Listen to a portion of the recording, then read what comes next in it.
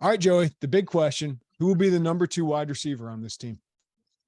I think it's Casey Washington, Jeremy, just because when you go back and look at production at the college level, he has probably about as much, maybe a little bit more than Brian Hightower in totality.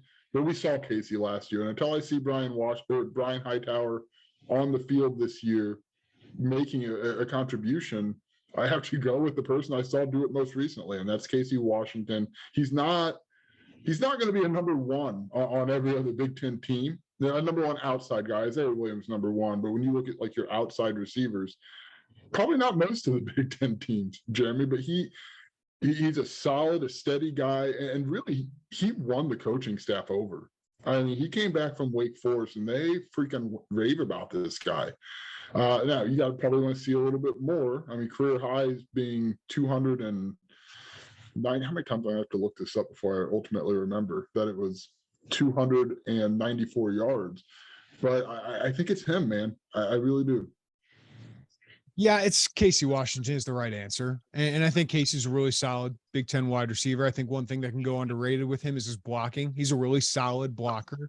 I think he can get even better than that. What Casey doesn't have is maybe an elite trait. He's 6'2", 190 instead of like 6'4", right? If you're 6'4", I think he can go up and get it a little bit better, but he's got good hands. You saw at the end of the Penn State game, he can go up and get one and grab it. So that was a 2-point conversion, but he doesn't have the touchdown. He's not the fastest dude, but he is really competitive. I think he's really coachable. It seems like, I think he's just a really good high floor wide receiver. I'm interested to see if he can take a leap and can he be a 500-yard wide receiver guy in a different kind of offense. The one guy I need more of an explanation of why Brian Hightower just fell off the map. Like it was a lost season, and we know injury had something to do with that. He had an injury during training camp, kept him out a while, played a couple games, was kind of available for games, and then he decided to redshirt and wasn't a factor over the final stretch. So maybe it was just injury, but it was a lost season. But he's a guy, when he was at Miami, was a top 4-star prospect, made some early impact. And then 2 years ago at Illinois, he had 11 catches, 209 yards, 3 touchdowns. And you saw some flashes next to Josh Imatorbhebhe, with not good quarterback play, that, this guy can maybe take on that role the next year. And then I saw in the spring game, Joey, I know it's a spring game against, third stringers, 4 catches for 80 yards. And I'm sitting there going, why can't this guy be the number 2?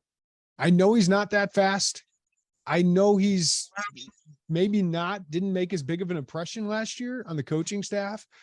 But when he's gotten on the field, I've seen him produce. I just didn't see him on the field barely at all last year. So I just haven't given up there. Like I know he might not be perfect, but like it's not like Illinois is swimming in great options here. Now, maybe they got Jonah Morris and think he's going to be better than Brian Hightower. I haven't given up on him yet, though.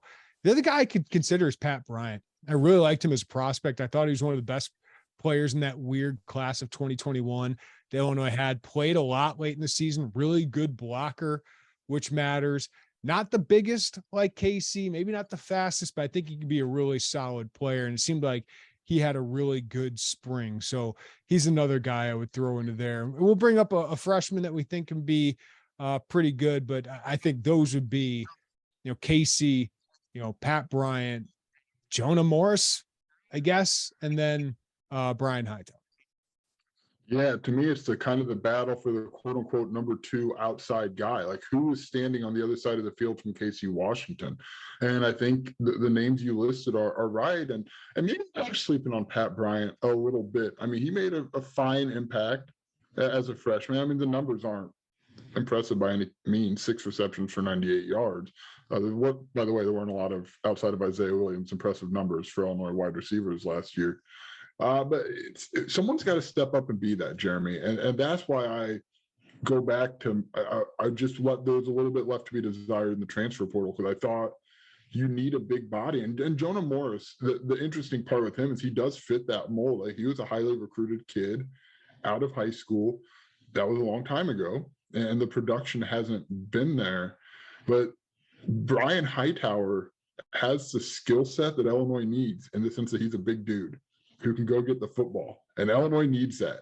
Like they need that. Josh Bebe, that was his best skill. And that's been the best passing offense that Illinois has had since those NFLers are left. Bebe wasn't that fast, right? No. Bebe was a great vertical athlete who was big and physical. And I see, obviously, Mator Bebe was unbelievable at that. I think he was an elite trait guy at that.